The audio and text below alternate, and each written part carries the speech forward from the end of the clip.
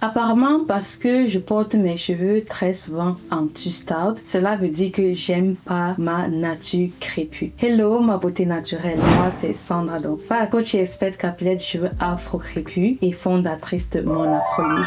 Le but de Mon Afro Libre, c'est de permettre à la femme noire de porter ses cheveux dans toutes les sphères de sa vie, car c'est sa couronne de gloire. Aux événements de gala, bien glamour, à des événements, au travail et à son mariage. Pour te souhaiter la bienvenue par ici si tu es nouvelle, nous tenons à t'offrir notre planning de soins. C'est le meilleur planning de soins que tu vas avoir pour pouvoir savoir quels sont les soins que tu vas faire à tes cheveux. Quand tu fais des tresses, tu fais différents soins. Quand tu fais un lissage, quand tu fais une teinture, c'est-à-dire colorer tes cheveux. Et donc tu trouveras le lien de ce planning de soins dans la barre de description. Vas-y, clique sur le lien et mets ton email adresse afin qu'on puisse te l'envoyer dans ta boîte email. Alors, il y a Marilyn Doro, j'espère que je prononce très bien ton nom, qui m'a posé une question et qui a un commentaire que je reçois de temps en temps ici et là et je tenais à répondre à celui-ci. Elle dit que, en fait, qu'est-ce que je pense des gens qui disent que lorsqu'on porte nos cheveux en twist out ou encore en braid out, cela veut dire qu'on n'aime pas nos cheveux, cela veut dire qu'on porte nos cheveux de manière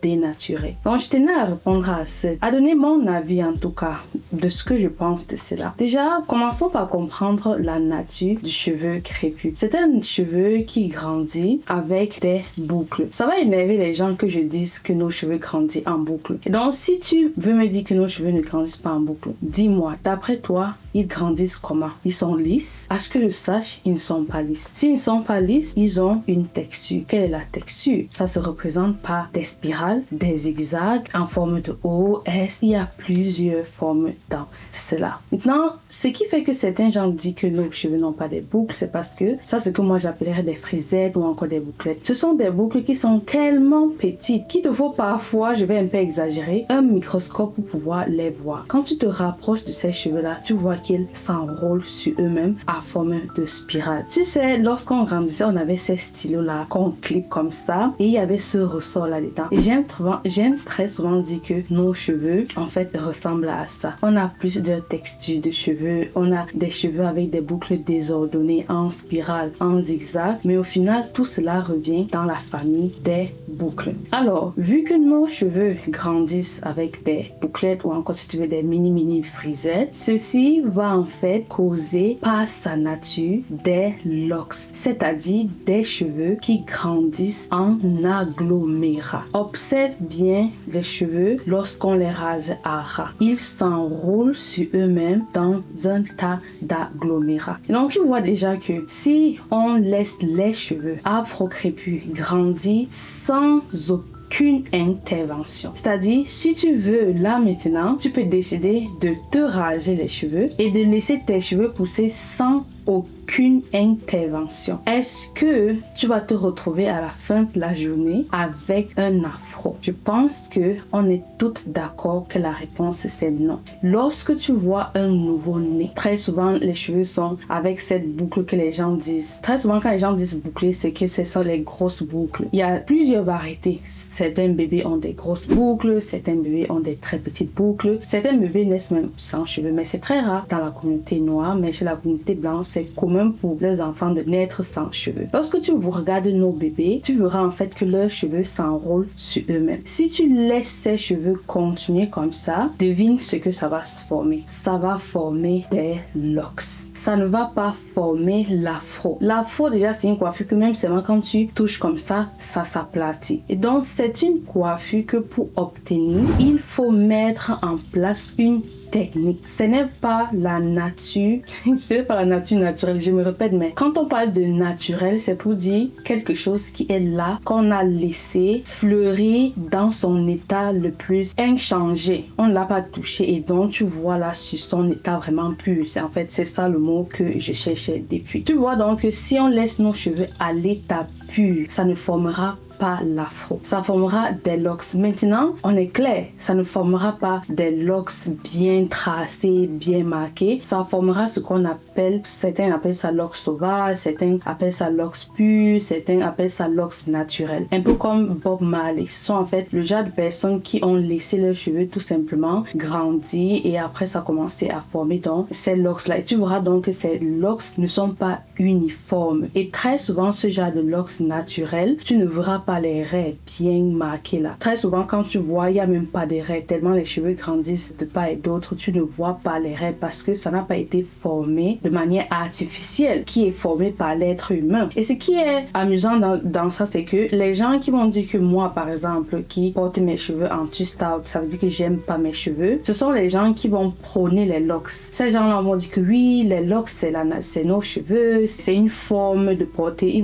Ces gens-là vont dire ça, que c'est une forme de porter ses cheveux. Maintenant, les locks, ce n'est pas comme nos cheveux poussent. À ce que je sache, et là, je parle des locks, tu sais, bien faits, définis. On définit, soit elles sont grosses ou petites, les micro-locks. C'est en fait de ça que je parle. Tu es d'accord avec moi que c'est un procédé qui prend beaucoup de temps? Parce qu'une chose aussi que les gens très souvent reprochent aux personnes comme moi qui font des twists ou des braid out, c'est que quand on finit de se laver les cheveux, on ne peut pas sortir de la douche comme ça et juste être là. Mais à ce que je sache, les locks, puis à un moment tu arrives à faire ça, mais au début, c'est un procédé artificiel. Ce n'est pas un procédé naturel, c'est-à-dire pur, qui est tout simplement fait par nos cheveux sans l'intervention humaine. Pour faire cela, il faut s'asseoir, faire des raies, dépendant du genre de raies que tu as envie. Et dans les locks encore, il y a plusieurs variétés de locks. Il y a tellement de variétés dans ça que tu peux choisir. Et donc, si ces personnes sont d'accord avec le fait que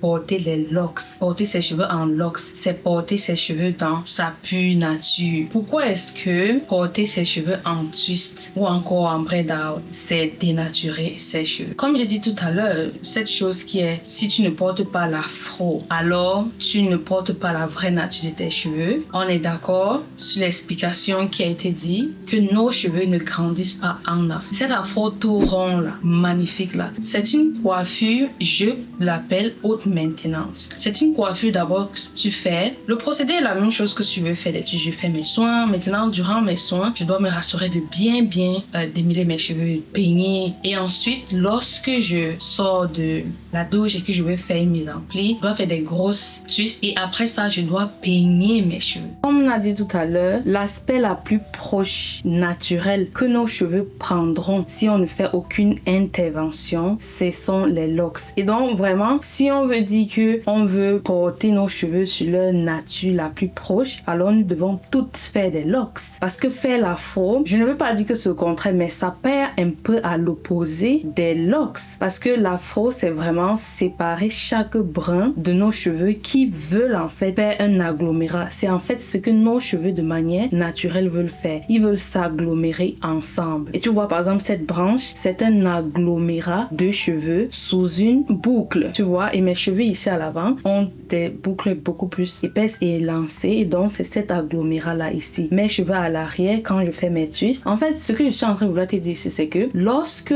on veut commencer à parler de ce sujet, je t'invite tout simplement à faire ton discernement. Et de comprendre que si tu veux laisser nos cheveux faire leur chemin, ça te donnera un bloc de cheveux qui formera des locks ici et là sur ta tête. Et c'est ça qu'on appelle des locks purs ou encore des locks naturels. Maintenant, si tu veux, lorsque tu regardes l'afro, on peut dire que c'est l'opposé des locks. Tout simplement parce que en ce moment, tu dois éviter à tes cheveux de former un agglomérat. Tu dois éviter en fait que tes cheveux soient collés les uns les autres. Parce que c'est ça que nos cheveux font de manière générale. Et c'est en fait ça, les locks. Maintenant, quand tu veux faire l'afro là, que tu vas peigner pour pouvoir avoir cette coiffure majestueuse là, tu vas aller à l'opposé des locks. Tu vas devoir peigner les cheveux avec un peigne qui a des dents assez fermées fermé pour pouvoir séparer chaque agglomérat. Puisque si je prends l'agglomérat, si je sépare, alors j'aurai des cheveux beaucoup plus volumineux. Et là, j'aurai donc cet afro-là si je fais ça sur toute ma chevelure. Alors, je ne considère pas que moi ou encore toute autre femme noire qui fait des twist out ou des braid out sur ses cheveux est une femme qui n'aime pas ses cheveux et c'est pour ça qu'elle veut dénaturer ses cheveux. Et bien sûr, moi dire ça, je ne pense pas que ça va apporter du poids du côté de ma balance parce que les gens vont dire de toutes les façons, comme tu fais ça, est-ce que tu vas d'abord critiquer? Tu vois, et donc mon avis sur ça, c'est biaisé. On va dire que bon, elle fait ça de toutes les façons et donc c'est normal qu'elle dise que elle ne trouve aucun problème à ça. Maintenant, lorsque on retire un peu ma personne, je pense que je peux penser de manière à ce qui fait sens. Qu'est-ce qui fait sens? Et comme j'ai dit tout à l'heure, ce qui fera un sens, si on dit qu'on veut laisser nos cheveux, alors il ne faut jamais les peigner pour voir en fait leur vraie nature. Il faut tout simplement aller sur la douche, les laver et tu verras la vraie nature de tes cheveux, te montrer en fait ce qui sont là. Maintenant, la façon que moi je fais mes twists, c'est en fait préserver cet alignement naturel de nos cheveux. Nos cheveux poussent en agglomérat. Rappelle-toi l'image de ce bébé. Tu vois, et malheureusement en grandissant, on disait que c'est moche, c'est mauvais, il fallait toujours qu'on te peigne. Surtout les garçons. Les garçons ont très souvent cet agglomérat-là. Et chez nous au Cameroun, on disait, tu as les cacas de la chèvre sur la tête. Parce qu'en fait, la chèvre, lorsqu'elle fait caca, ça ressemble en fait à ces boules-là. Voilà comment au Cameroun, on trouvait ça tellement négatif et péjoratif que on appelle ça les cacas de la chèvre. Et à chaque fois, on te disait, va te peigner, va te peigner, va te peigner. Et quand tu peignes donc ce cheveu-là, ça donne un mini afro. Donc, arrêtez de dire que l'afro, c'est la nature profonde de nos cheveux. Ça ne l'est pas du tout. Faire un afro, c'est aussi autant amener notre structure à ses cheveux, autant que les twist out et les braid out. Maintenant, lorsqu'il s'agit de comment moi, je vois mes twist out ou encore mes braid out, mais très souvent, je fais des twist out, je fais ce qu'on appelle les locks libres, d'où je les appelle les locks libres by mon afro libre. La façon que je fais mes soins et mes mises en pli, c'est en conservant cet agglomérat naturel que mes cheveux donnent. Je profite en fait de ça pour pouvoir faire mes soins. Et comme je garde cet agglomérat naturel, ça fait en sorte que mes cheveux ont l'impression d'avoir des locks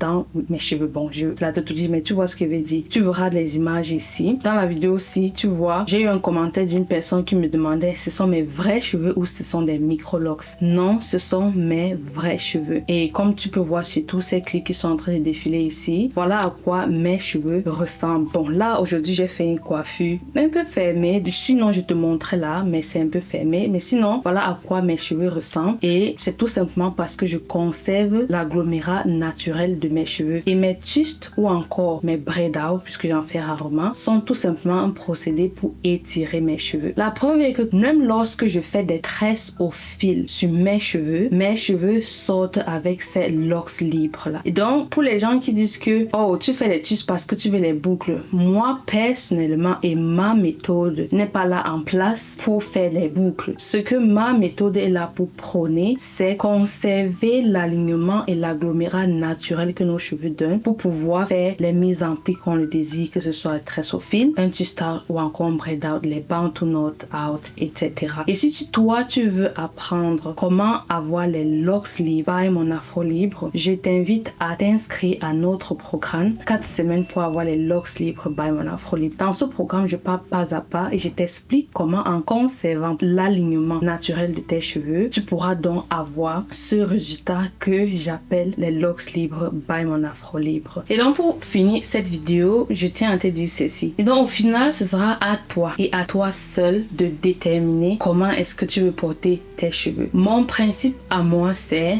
de ne jamais dénaturer la nature de mes cheveux. J'ai un peu pris le temps parce que j'étais en train de réfléchir si j'utilise le mot chimique. Donc pour dire, je ne vais jamais mettre un produit sur mes cheveux qui va dénaturer mes cheveux. Les défrisants, les texlas, et malheureusement, il y a beaucoup d'entre vous qui m'envoient des messages avec des coiffeuses qui vous mentent. Et je pense que je vais faire une vidéo par rapport. Beaucoup d'entre vous avaient été dupés par les coiffeuses qui vous ont dit on va faire tel soin et elles ne vous disent pas en fait que ça va lisser vos cheveux et beaucoup d'entre vous vous retrouvez en train de faire encore un big shop parce qu'une personne n'a pas été honnête envers vous. Donc pour moi c'est mon principe, c'est de ne jamais de ma vie appliquer quelque chose chose sur mes cheveux qui va changer la boucle naturelle de mes cheveux, la frisette. Moi, j'ai des cheveux 4C désordonnés en zigzag. On va te mettre la photo ici, tu vois. Voilà, en fait, la texture de cheveux que j'ai. Et c'est ce que j'ai. Et quel que soit ce que je fais sur mes cheveux, c'est en fait suivre la nature de ces cheveux-là. Et voilà ce que j'ai comme résultat. Donc, c'est ça mon principe. Et ce sera à toi de définir le tien. Et donc, dis-moi dans les commentaires quel est ton avis par rapport à ceci. J'aimerais vraiment vous lire parce que il faut qu'on échange un peu par rapport à ça parce que ça va aussi définir comment la prochaine génération va voir en fait leurs cheveux. Donc, dis-moi dans les commentaires qu'est-ce que tu penses de ça. Est-ce que pour toi, faire des twist-out, des braid-out, c'est dénaturé, des locks, c'est dénaturé? C'est quoi la vraie nature de nos cheveux? D'après toi, comment est-ce qu'on devrait porter nos cheveux pour que certaines personnes pensent qu'on n'est pas en train de dénaturer ceux-ci? On se dit donc à très bientôt. Je te donne des gros bisous. Mouah. Bye bye.